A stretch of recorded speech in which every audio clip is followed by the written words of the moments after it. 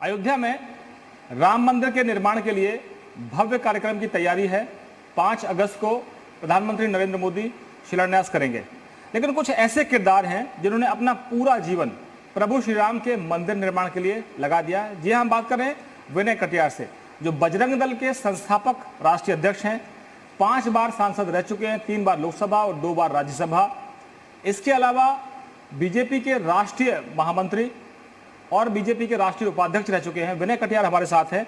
बेबाकी से अपनी बात रखते हैं, लेकिन पार्टी और संगठन के दायरे में रहकर कई बार उनको भी समझौता करना पड़ता है। विनय जी, जो किरदार हैं वो सबसे बड़े किरदार विनय कटियार, उमा भारती, साध्वी ऋतंभरा, कल्याण सिंह, लालकृष्ण आडवाणी, मुरली मनोहर जोशी, सब एक साथ मंच पर दिखेंगे? नहीं, इसमें से तो कई आ नहीं रहे हैं जिनकी सूचना आ रही है। अब कितने लोग होंगे मंच पर, तो कोई इनमें से रहने वाला नहीं है, सब अंदर बैठने वाले हैं। अब आडवाणी जी अगर आते तो शायद बैठते, लेकिन हमको तो लगता नहीं, उनकी कोई सूचना है नहीं। तो ऐसी स्थिति में कल्याण सिंह तो अस्वस्थता के कारण से उन्होंने बताया कल हमको कि हम नहीं आ पा रहे, बाद में आएंगे। लेकिन खबर यह है कि कुछ लोग कह रहे हैं कि कुछ लोग ये अपेक्षा रखते हैं कि बुजुर्ग लोग ना आए तो ज़्यादा बेहतर है। अब ये हो सकता है कहीं से सूचना उनको गई हो और उसका पालन वो कर रहे हों, लेकिन ये कोरोना के कारण से कार्यक्रम जो है जितना भव्य होना चाहिए था वो नहीं हो पा रहा है। बट उमा भारती तो नहीं, तो अगर ज़्यादा उम्र की नहीं है, वो नहीं आ रही। अब उमा जी का तो मालूम नहीं है, उमा जी कब क्या कह देती हैं कुछ पता नहीं चलता है, लेकिन जो कहती हैं ठीक ही कहती होंगी, उनकी सोच है, उनकी समझ है। वो तो कह रहे हैं कि राम किसी एक के नहीं है, राम सबके हैं। ये बात तो ठीक है, ये तो बात हम भी बोलते हैं, राम किसी के एक के नहीं है, सबके राम है। विनय जी, लेकिन देखने में ये आ रहा है कि इसमें श्रेय की जो लड़ाई है, श्रेय की लड़ाई तो कहीं नहीं दिख रही है कि श्रेय किसका हो, क्योंकि राम रथ यात्रा निकाली लालकृष्ण आडवाणी ने, और तिरंगा फहराने की जो बात आई कि तिरंगा फहराया जाएगा लाल चौक पर, तो उससे एक माहौल बना कि राष्ट्रवाद पैदा होगा, राष्ट्रभक्ति पैदा होगी। इसके अलावा साध्वी उमा भारती रही हों, साध्वी ऋतंभरा रही हों, या विनय कटियार रहे हों, या खुद बड़े अशोक सिंघल जो अब हमारे बीच में नहीं है, जो विश्व हिंदू परिषद के अंतर्राष्ट्रीय महामंत्री रहे हैं, फिर अध्यक्ष रहे हैं, आचार्य गिरिराज किशोर, महंत रामचंद्र परमहंस दास, ये सब लोग जो है रामचंद्र दास परमहंस से लेकर सब तक वो जो शिलाएं थी उनकी भी चर्चा खूब हो रही है कि जो शिलादान हो गया था वो शिलाएं कहाँ पर हैं? नहीं, एक शिला थी, शिलाएं नहीं थी, एक शिला थी, उसको कहीं रखा गया है। अब उसको हम खुजवाते हैं कहाँ पर रखा गया है, ट्रेजरी में शायद उसको रखा गया था, तो अब उसको मंगवा लेंगे। अब तो सब चीज़ें ख़त्म हो गई हैं, बात करेंगे इन लोगों से, चंपत राय से चर्चा करेंगे कि अब वो मंगवा ली जाए। तो आपको लगता है कि चर्चा पहले नहीं होनी चाहिए थी? लोग कह रहे हैं कि भाई पहले तो कुछ किया ही नहीं, खाली इनविटेशन कार्ड आ रहे हैं। जिन्होंने सब कुछ जान लड़ा दी, जिन्होंने पूरा सब कुछ जीवन कुर्बान कर दिया, उनको सिर्फ इनविटेशन कार्ड। अब चलिए, इनविटेशन कार्ड ही बहुत बड़ी बात है। कार्यक्रम तो जो लोग सब भागीदार होते थे उनकी तो बड़ी लंबी फहरिस्त है। अब कोरोना के कारण से कार्यक्रम सीमित किया गया, नहीं तो जो कारसेवक हैं तो उनकी तो वहाँ तो पूरा मैदान भर जाएगा। अगर बाहर मंच लगे और प्रधानमंत्री जी आए हैं शिला पूजन करने के लिए, भूमि पूजन करने के लिए, तो अपार भीड़ होगी। सब सड़कों पर घूम रही है, सब राम की पैड़ी पर भी घूम रहे हैं। शाम को वहाँ राम की पैड़ी पर भी रोक लग जाती है, कोई दुर्घटना ना हो जाए। तो ऐसी स्थिति में संख्यात्मक ये कार्यक्रम नहीं हो रहा। ये कार्यक्रम होना है क्योंकि मंदिर निर्माण का काम जल्दी शुरू हो, वो प्रधानमंत्री जी के कारण रुका था। अब प्रधानमंत्री जी आ रहे हैं, यशस्वी प्रधानमंत्री हैं।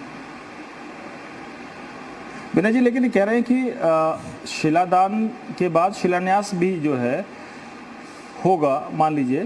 तो शिलान्यास तो जो है वो कहते हैं कि 1989 में भी एक बार हो चुका है, भूमि पूजन जो है 1989 हो चुका, तो साधु संत बड़े संत कह रहे हैं कि साहब अब तो ये शुरुआत है मंदिर निर्माण की, शिलान्यास तो पहले ही हो गया। हाँ, ये बात सही है, शिलान्यास तो पहले हो चुका, कामेश्वर पासवान जी ने किया था और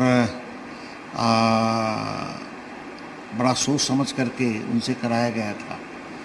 और मैं समझता हूँ कि अब वो जो शिलान्यास हुआ है वो तो हो गया एक बार, अब शिलान्यास तो होना नहीं, शिला पूजन होना है ताकि आगे का काम चले। भूमि पूजन, शिला पूजन ये नरेंद्र मोदी जी आ रहे 5 तारीख को, यानी कल ही आ रहे हैं, वो उसको करेंगे।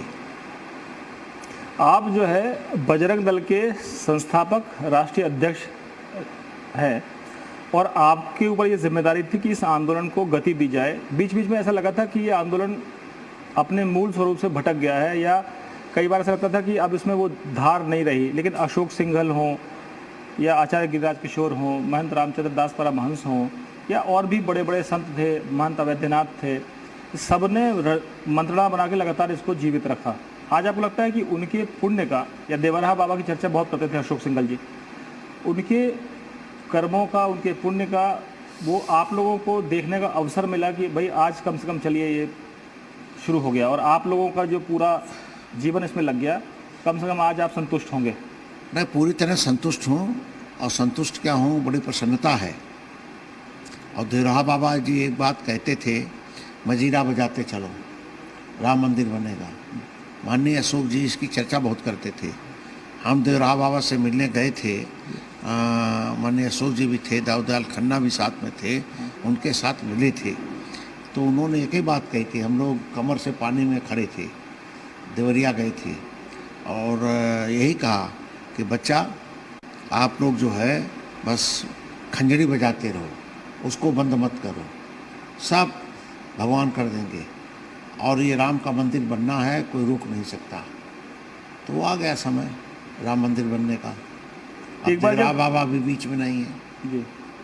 एक बार हम लोग जब अक्सर बैठते थे अशोक सिंघल जी के साथ, मार्गदर्शक मंडल की बैठकों के बाद जब प्रेस कॉन्फ्रेंस होती थी, तो बार बार वो जिक्र करते थे कि मैं चाहता हूँ कि मेरे जीवित रहते अगर ये बन गया तो हम जैसे करोड़ों राम भक्तों की जो मेहनत है वो सफल होगी और श्री राम का काम होगा, तो हमारा एक छोटा सा जो योगदान है वो होगा। लेकिन आज आचार्य गिरिराज किशोर भी मौजूद नहीं है हम सबके बीच में, अशोक सिंघल भी नहीं है, देवराहा बाबा भी, उनका भी स्वर्गवास हुआ, महंत रामचंद्र दास परमहंस भी नहीं है, महंत अवैधनाथ भी नहीं है। तो आपको नहीं लगता कि ये जो मनीषी थे, ये जो पुरोधा थे, इन्होंने कम से कम एक आधार तो रख दिया था? हाँ, आधार रखा, और आधार नहीं रखा, बड़ी मेहनत की।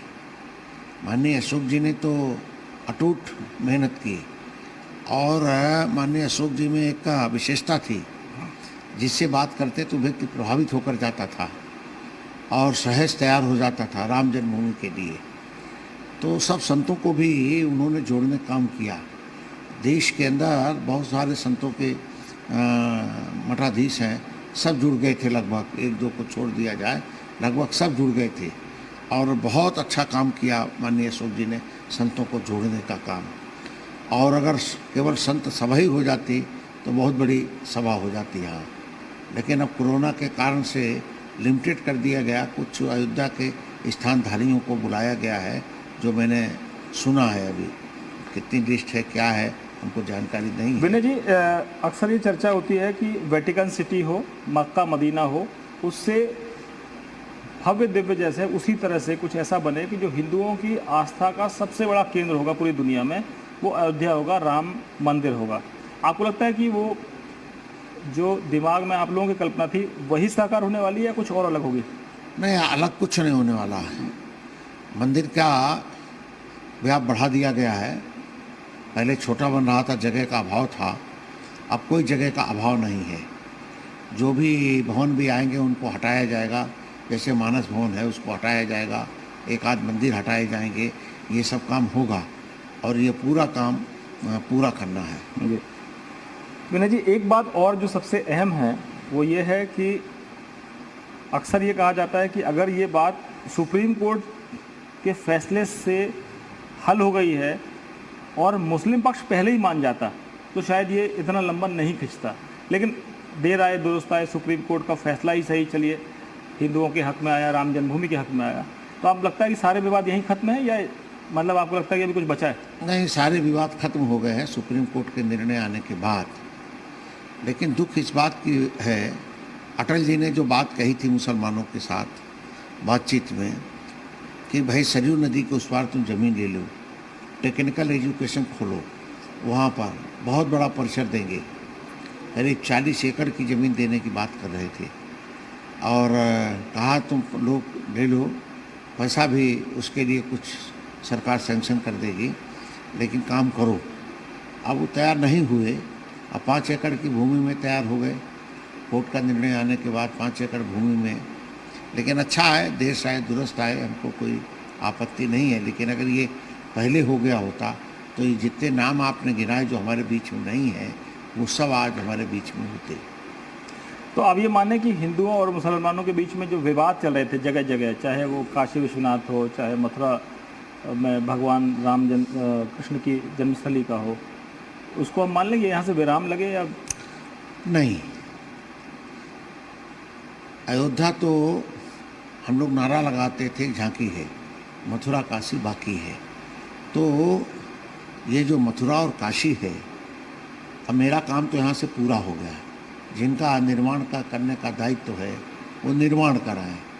अब मैं चलता हूँ काशी या मथुरा, दोनों स्थानों पर जाऊँगा, देखूँगा, अध्ययन करूँगा और लोगों से बात करूँगा। श्री राम की जन्मभूमि में मुक्ति में संघ का बड़ा भारी रोल था और उसके बिना काम हो ही नहीं सकता था। सारे कार्यकर्ता उसमें लगे थे, जुटे थे। तो अब मथुरा काशी जाना बहुत ज़रूरी है और वहाँ पर भी आंदोलन चलाना है। लेकिन वहाँ कोई ज़्यादा काम नहीं है, मंदिर बनाया है। जो मस्जिद जिसको कहते हैं वो मंदिर का भग्नाशेष है, वही हमको केवल मिल जाए, उसको तोड़ना नहीं है, वो मिल जाए, उसको रिपेयरिंग कर देंगे तो वो अच्छा हो जाएगा। आपको लगता है इतनी आसानी से मिल जाएगा? नहीं लगता है, संघर्ष करना पड़ेगा। और जैसे राम जन्मभूमि का संघर्ष हुआ है, इससे भी ज़्यादा लंबा संघर्ष करना पड़ेगा। और मेरे जीवन में भी वो हो पाएगा कि नहीं, ये कहना कठिन है। लेकिन अभी के दौर में आपकी सरकारें या आपकी पार्टी की सरकारें देश के कई राज्यों में हैं और कहा था कि पूरे देश में जहाँ जहाँ आपकी सरकारें बनी हैं, इतना बड़ा मैंडेट मिला है, इतनी बड़ी संख्या के साथ मोदी सरकार वापस सत्ता में आई है, तो लोग कहते हैं कि अब राम जन्मभूमि मिल गया है, अब बाकी विवाद छोड़ दीजिए, क्या दिक्कत है? कैसे विवाद छोड़ दें भाई? हमने 3 ही स्थान मांगे। एक तो मिल गया कोर्ट के द्वारा, जिसमें बहुत सारे बलिदान हुए। मैं बताना चाहता हूँ, विश्व में कोई ऐसा धार्मिक स्थान नहीं है जिसको प्राप्त करने के लिए इतना बड़ा बलिदान किया हो। 3.5 लाख से अधिक लोग बलिदान हुए राम जन्मभूमि को प्राप्त करने के लिए। 3.5 लाख से अधिक। 78 बार युद्ध हुआ है। 76 बार पहले हुए, 2 बार हम लोगों कार्यकाल में हुआ है। 78 बार युद्ध हो गया है और लोग मरे हैं, शहीद हो गए हैं। तो ऐसी स्थिति में इतने बड़े संघर्ष करने के बाद हमको ये एक प्रकार से न्याय मिला है, तो बाकी स्थानों को हम तोड़ने की तो बात अब कर नहीं रहे। हम तो जो वो स्थान बने हैं उनको प्राप्त करने की बात कर रहे हैं। वो हमको मिलने चाहिए स्थान, ताकि वो हम बता सकें कि भाई ये कोठरियाँ मेरी थीं, ये मेरा स्थान है, हम यहाँ पर पूजा पाठ कर सकते हैं। तो पूजा पाठ के लिए तो दे ही सकते हैं, तो ये काम करेंगे। लेकिन विनय जी, अगर आज की बात करें तो लोग कहते हैं कि कई सरकारें, चाहे वो यूपी की सरकार ने तो कहा था कि राम के अस्तित्व के ऐतिहासिक प्रमाण नहीं हैं। सुप्रीम कोर्ट में हलफनामा दाखिल हुआ था 2007 में और कहा था राम सेतु के अस्तित्व का सवाल नहीं है, एक प्राकृतिक रचना है, ये पत्थरों की एक श्रृंखला है। और अब उसी पार्टी के दिग्विजय सिंह ये कहते हैं कि राम किसी की बपौती नहीं है, और वो लोग भी राम नाम जप रहे हैं, हनुमान चालीसा का पाठ कर रहे हैं। वहाँ पूर्व मुख्यमंत्री कमलनाथ हैं, वो भी राम का नाम जप रहे हैं, हनुमान चालीसा का पाठ करेंगे। मैं आपसे जानना चाहता हूँ कि क्या अब लगता है कि उनको सद्बुद्धि आ गई है, या लगता है कि राम जो है वो वोट दिलाएंगे अब उनको? नहीं, दिग्विजय सिंह जी तो आतंकवादियों को प्रश्रय देने का काम करते हैं। उनको बचाने का काम करते हैं। उत्तर प्रदेश में इसके प्रमाण हैं। दिग्विजय सिंह उनके साथ रहे हैं, तो दिग्विजय सिंह की बात का तो कोई विश्वास नहीं है। वो कब क्या कहते हैं मालूम नहीं है। लेकिन कमलनाथ तो पहली बार चूँकि उनकी कुर्सी चली गई है तो इसलिए वो व्याकुल हैं। लेकिन कमलनाथ व्यक्तिगत अच्छे आदमी हैं, बढ़िया आदमी हैं वो। तो क्या कहें कि कांग्रेस को अब ये श्रेय लेने की होड़ तो उनमें भी है कि भाई ताला खुलवाया था राजीव गांधी ने और काम नरसिम्हा राव ने करवा दिया। ताला तो अदालत ने खोल दिया, किसी का आदेश ताला था नहीं। इसमें कांग्रेस का तो कोई श्रेय जाता नहीं। लेकिन नरसिम्हा राव ने मौन सहमति दी एक तरह से कि आप ढांचे को जो है नरसिंह राव ने क्या किया है वो तो हमको मालूम है। और तो आप जनता को बता क्यों देते? अब तो राम मंदिर बन रहा है। नहीं, हमने तो बताया है जनता को। फिर भी बता दीजिए। नहीं, हम उनको बोल के आए थे कि हम ये स्थान रहने नहीं देंगे। हाँ, मंदिर बनेगा। क्या कहा था नरसिम्हा राव जी ने? नरसिंह राव हंसने लग गए। उन्होंने कहा तुमसे फिर बात करेंगे, फ़ोन पर बात करेंगे। तब तक यहाँ गिरने लगा। नरसिंह राव का फ़ोन आया, कहा बहुत हो गया है, हालत देश के ख़राब हो रहे हैं, अब सबको कहो कि जाएं वापस। तो हमने कहा काम हो गया मेरा, सबको भेज रहा हूँ, गाड़ियाँ आप भेजिए, हम भेजते हैं लोगों को। तो उन्होंने कहा पहले साउथ के लोगों को भेज देना। हमने साउथ के लोगों को पहले भेज देंगे, लेकिन सबको जाना है, बाकी बसें लगाएंगे। तो सब कर रहे थे क्योंकि सरकार तो जा चुकी थी, लेकिन तब भी इतना तो नियंत्रण था ही तब तक, तो वो काम कर रहे थे। तो नरसिंह राव से बहुत सारी बातें हुई हैं। तो आपको लगता है कि उनका भी बहुत बड़ा योगदान है? मूक सहमति थी? नहीं, वो कुछ कर नहीं सकते थे, असहाय थे बेचारे। एक होता है उनको एक आ जाता कि चौहान साहब तो यहाँ जब आए तो मैं राष्ट्रपति का चुनाव होने वाला था, तो वोट डालने के लिए मैं यहाँ से उन्हीं के साथ जहाज़ से गया। BSF का जहाज़ था, तो उससे मैं दिल्ली गया, बातचीत हुई जहाज़ में हमारी उनकी। उन्होंने कहा ये क्या कर रहे हो, थोड़ा थोड़ा गिट्टी डलवा रहे हो, अरे इसको बुलडोजर लगा करके पहले गिरा दो और साफ कर दो।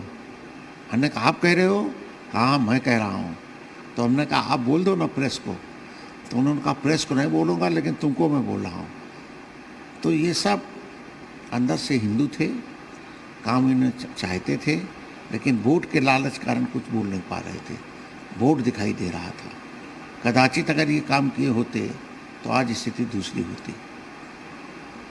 तो आपको ये लगता है कि उस योगदान को भी इतिहास में दर्ज होना चाहिए? क्योंकि कम से कम कोई, जैसे कि नरसिम्हा राव की एक कहा जाता था कि जो वो बोलते नहीं, एक तरह से वो फैसले नहीं लेते, वो भी एक फैसला है।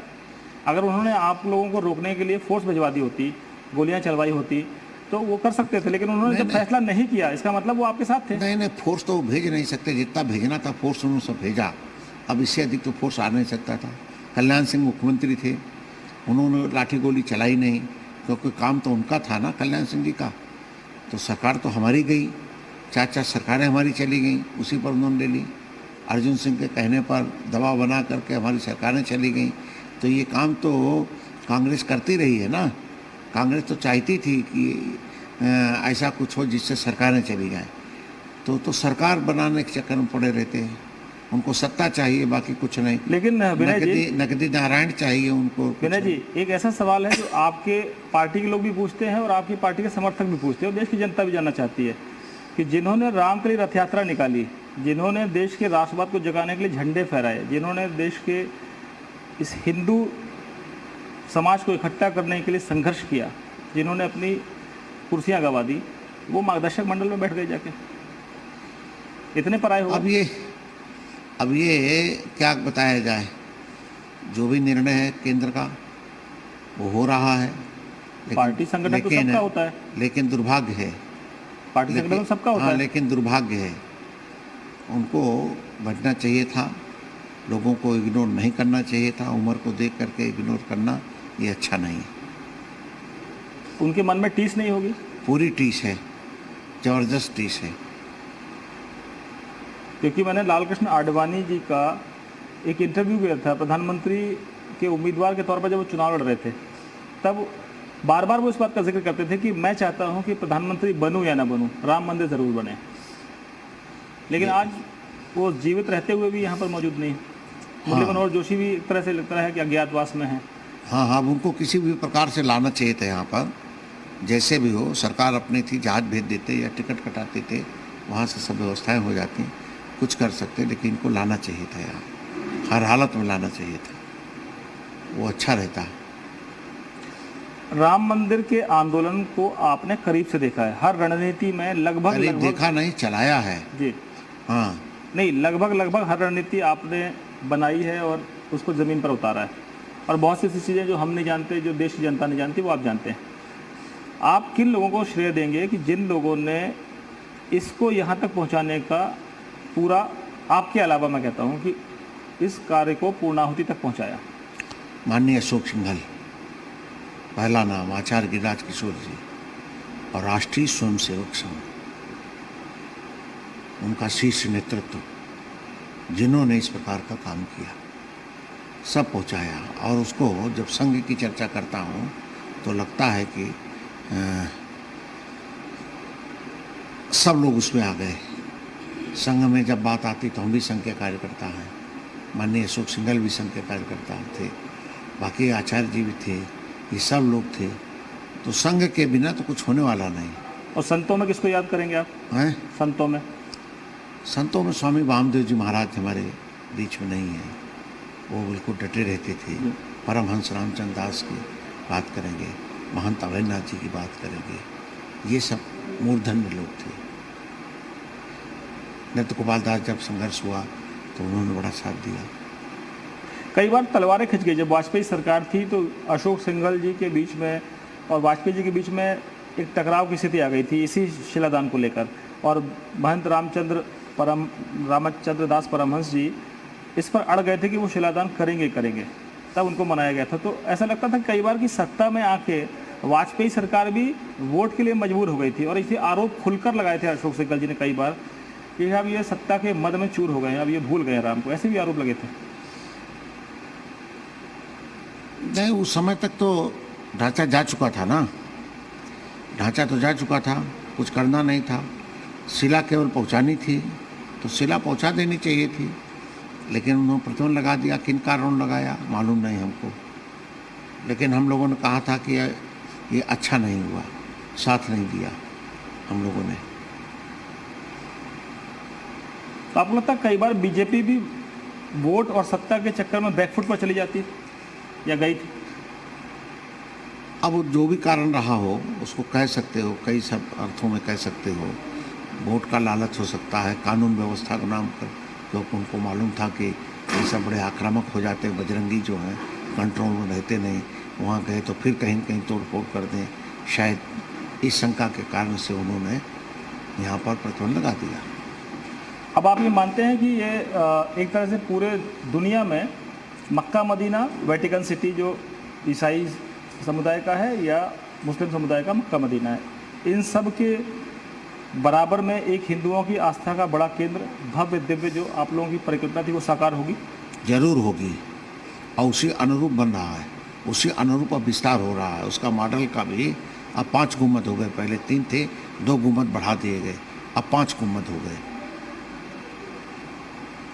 और अब हम उम्मीद करें कि कोरोना का काल खत्म हो, कोरोना का संकट खत्म हो, तो इस आंदोलन से जुड़े हजारों लाखों जो कार सेवक हैं, स्वयं सेवक हैं, वो एक बार एक भव्य कार्यक्रम में मौजूद रहेंगे। जरूर बात करेंगे, लोगों से बात करेंगे, एक बार उन सबको बुलाया जाए, सब उपस्थित रहें और उनके बीच में कार्यक्रम हो, और संघ के लोग भी उसमें रहें, माननीय मोहन भागवत जी रहें, अच्छा होगा। आज आ रहे हैं मोहन भागवत जी, कल आ रहे हैं। अभी एक ट्रस्ट जो बनाया गया है, राम जन्मभूमि क्षेत्र जो ट्रस्ट बना है, उसमें कहा गया कि आप अपनी श्रद्धा के अनुसार दान दीजिए ताकि ये भव्य दिव्य मंदिर बन सके। दुनिया भर में आबादी है हिंदुओं की, हिंदुस्तान में 80 करोड़ से ज़्यादा हिंदू हैं, तो आपको लगता है कि जनता का जो दान होगा वो उनकी आस्था से जुड़ा होगा, या फिर जो हिंदुओं की ताकत है जिसको आप लोग बढ़ाने में लग रहे, हिंदुत्व का जो नारा देते रहे देश भर में, जो भगवा फहराने की आपकी मंशा थी, उससे जोड़ देंगे लोगों को? नहीं, सबसे जोड़ेंगे, जोड़ने काम सबसे करेंगे, तभी होगा काम। पूरा जोड़ने का काम करेंगे, किसी छोड़ेंगे नहीं, सब कुछ जोड़ेंगे। आपने सुना विनय कटियार जी को, जो इस आंदोलन के अगुवा रहे हैं और बढ़ चढ़कर इस रणनीति में उन्होंने हिस्सा लिया, रणनीति बनाई, रणनीति को ज़मीन पर उतारा और आज वो गर्व से कहते हैं कि वो जो काम था प्रभु श्री राम का वो पूरा हुआ। लेकिन उनके मन में भी टीस है। जाहिर है कि जिन लोगों ने अपना सब कुछ न्यौछावर किया वो केवल दूर रहकर ये कार्यक्रम केवल दर्शक बनकर नहीं देख सकते, बल्कि उनकी भागीदारी होनी चाहिए थी। और उनके मन में ये भी टीस है कि मुरली मनोहर जोशी हो, लालकृष्ण आडवाणी हो, कल्याण सिंह हो, उमा भारती हो, ऐसे लोग भी मंच पर मौजूद रहने चाहिए थे और वो यहाँ पर होते तो अच्छा होता।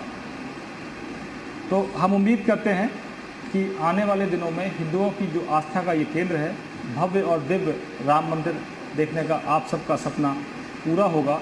और अगर आप भी इसमें अपना योगदान देना चाहते हैं तो ज़रूर जुड़िएगा और अपना योगदान दीजिएगा। हमसे अगर आप शेयर करना चाहते हैं तो शेयर भी करिएगा। हम देश के और दुनिया के करोड़ों हिंदुओं को ये बताएंगे कि आपने किस तरह से अपना योगदान दिया। बहुत बहुत धन्यवाद। प्रस्तुत